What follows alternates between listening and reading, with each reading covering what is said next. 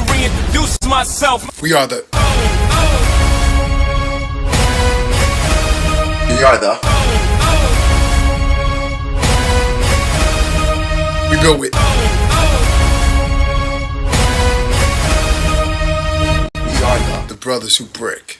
Allow me to reintroduce myself. My name is.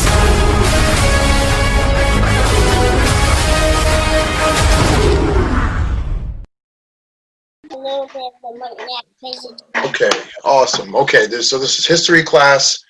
This is our last class, prehistoric times. Sasha, you are up.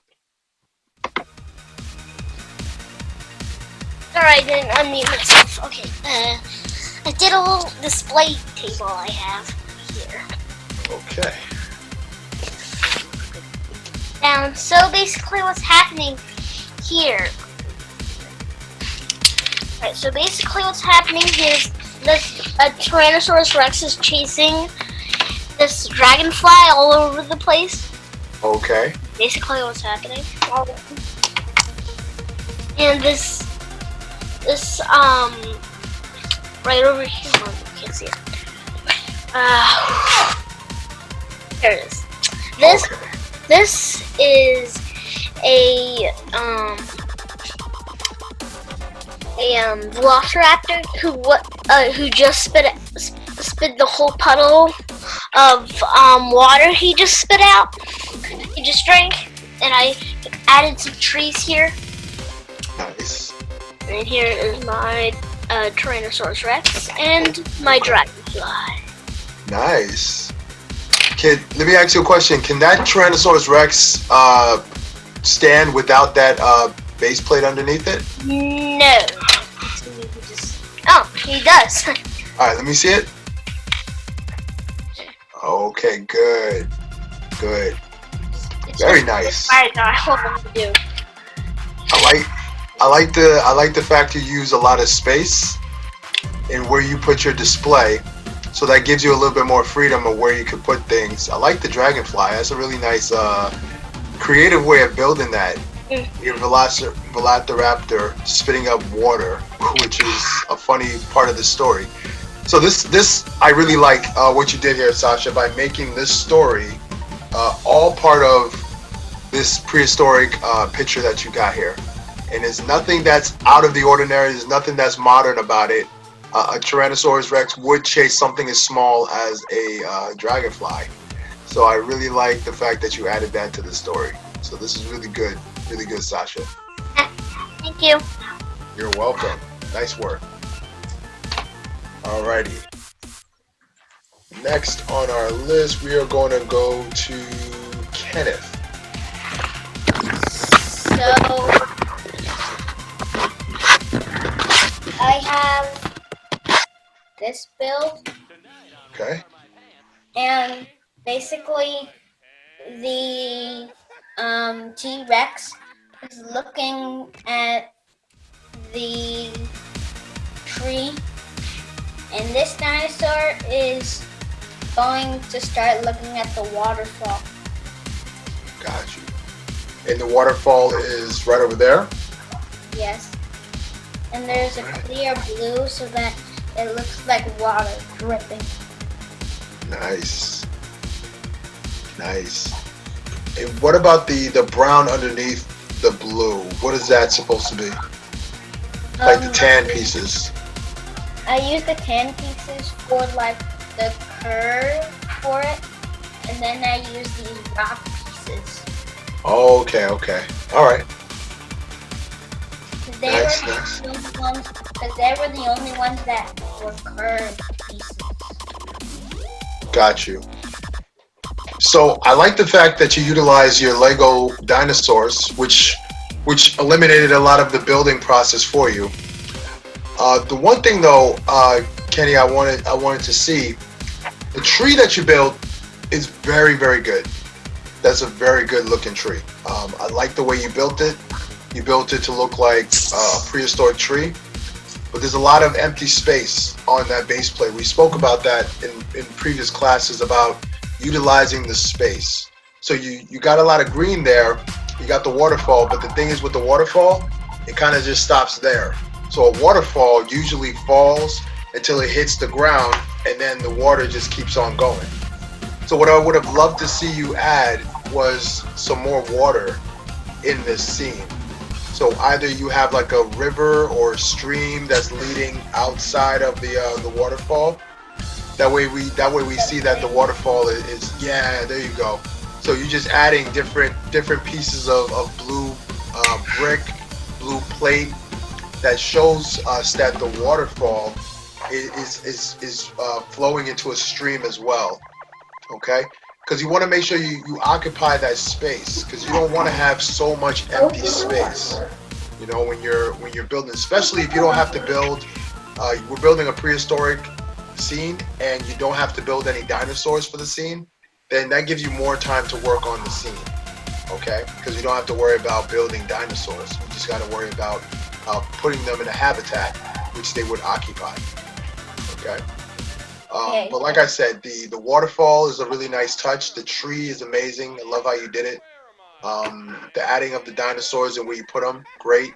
I would have loved to see a little bit more water or blue plates added to the scene to give it that effect that the waterfall is flowing into a stream. Okay? Okay. But great job on this build. All right? Okay. Nice. All right. Let's go on to, so Otto, you could come in, Otto. Okay. Oh, you're still muted there, buddy. Okay, now we've got the T-Rex drinking some water. Nice. Right here. And then we have the dinosaur eating some of the plant. Nice. So what else did you add here? I see a lot of greens here. So can you swivel your area around a little bit so we can see some more of it?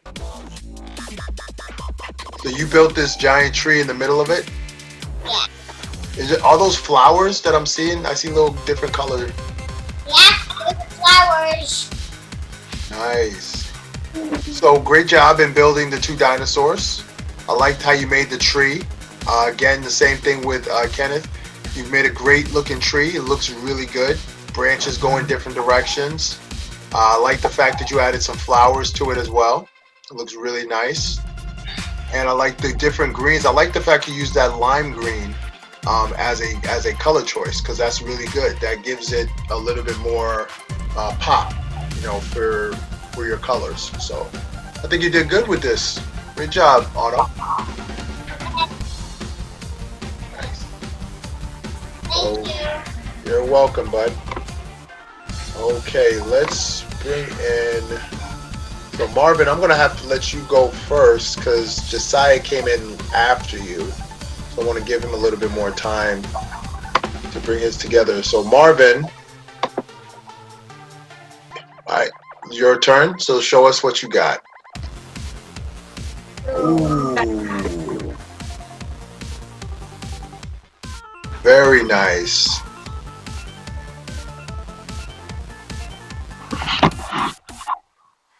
Okay, so tell me what am I looking at? Tell me. So what you're looking at is a Patasaurus knocking a tree to get the leaves down, which is I actually made it tilting, and then I have a T-Rex right here it's wanting to hunt the Patasaurus, and so on its tail it says stop. So it doesn't eat me. So it means don't eat me. And then over here there's a little volcano. And then over here and where he's standing, it is a water spout right here. And then there's a little like ice water, like a little mountain of water. Yeah. And then surrounding and then the T-Rex is stepping in the water. Excellent. And then near the tree is also, there's a little bit of grass. And then over here is a plain field. And then this T-Rex over here. So the water right. I'm gonna fill in all this because Nice. I can't fill in everything. But, so I filled in the first of the dining room. So Marvin, can you tilt your camera back down so I can look at the build?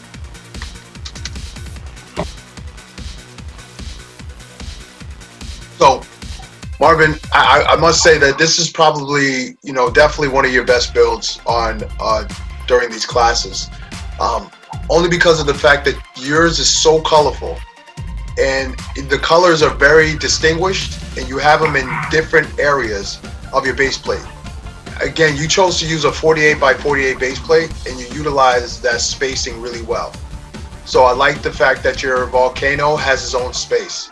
I like the fact that the Tyrannosaurus Rex in the blue has its own space. I like that you made your Brachiosaurus tall enough to tilt and to shake that tree, because that's what they used to do. They used to use their long necks to bang on the trees in order for either fruit or leaves to fall, or they would just simply eat from the top of the tree.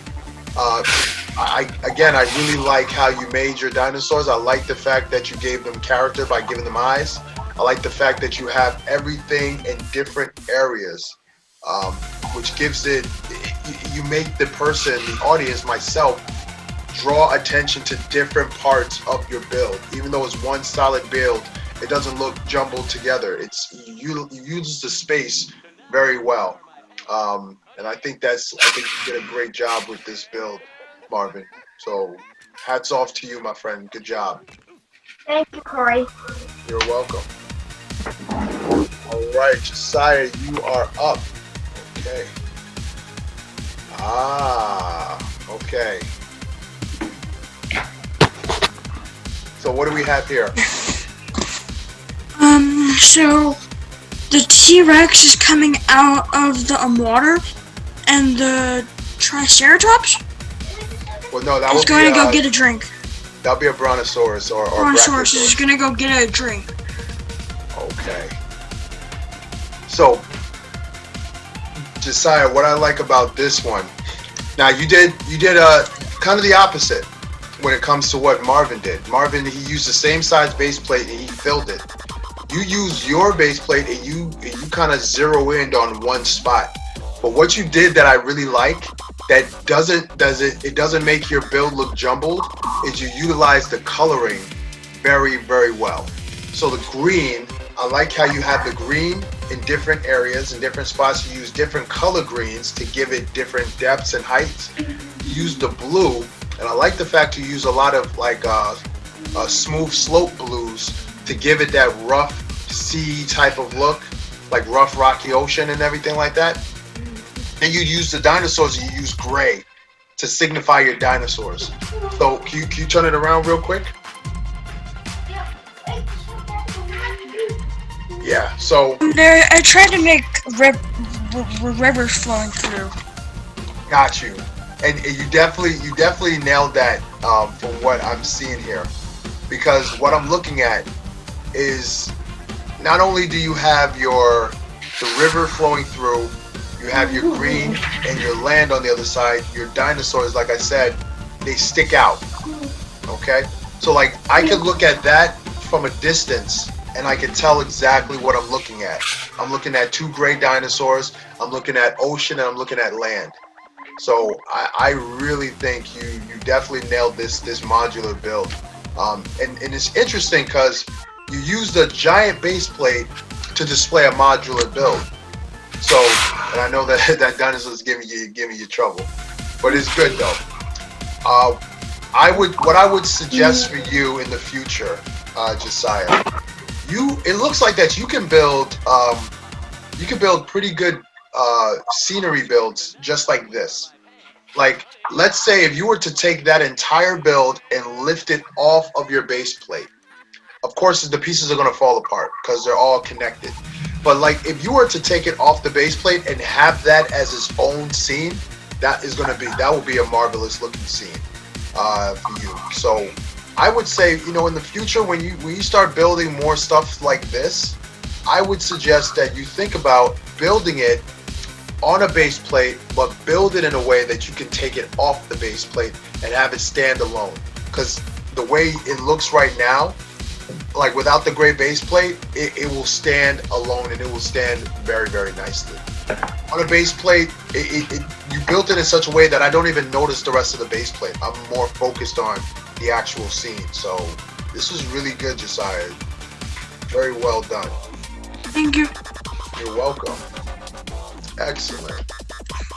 All right, so let me get back here. 1 second, guys. I'm just gonna mute everybody. Give me the spotlight. Recording.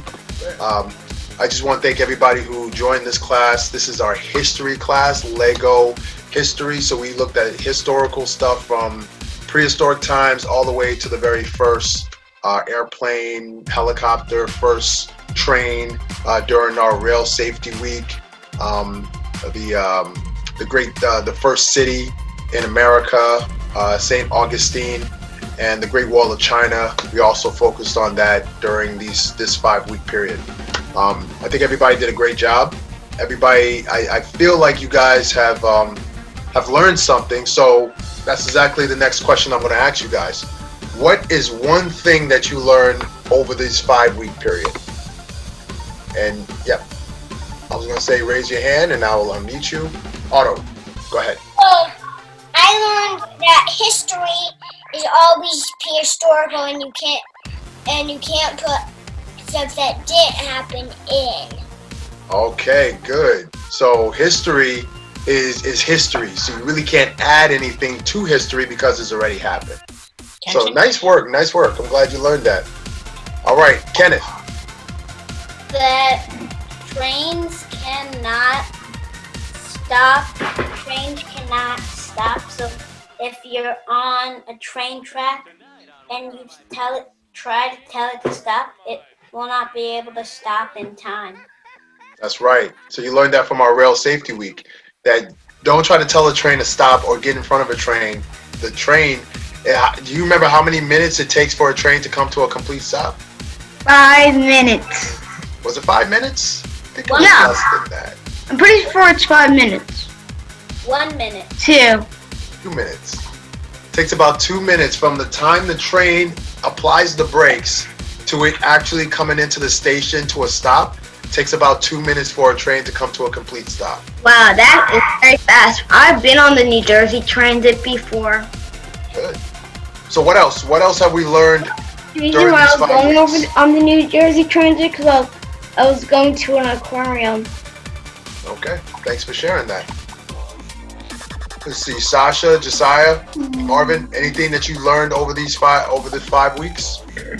Josiah. Unmute yourself, bud. I learned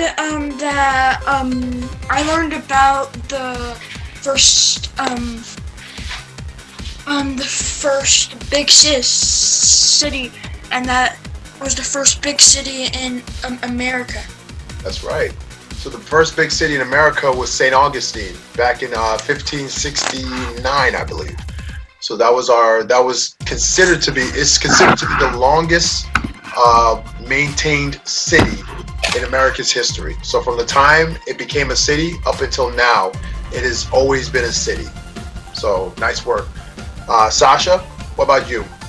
What was one thing you learned over this 5-week history period? Something I've learned over the city. Over this week. Over this class. I learned that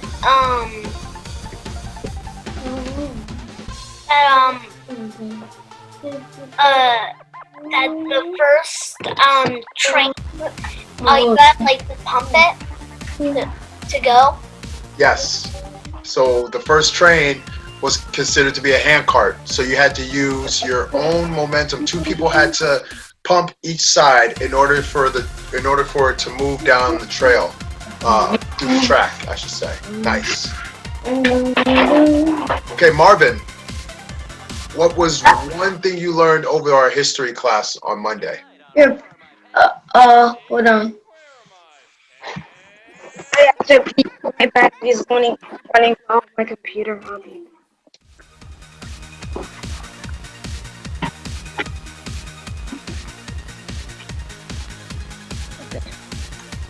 So what I've learned over the weekend, over the week, is that tracks are for trains and not for playing games. That's right. So this is also was part of our rail and safety week.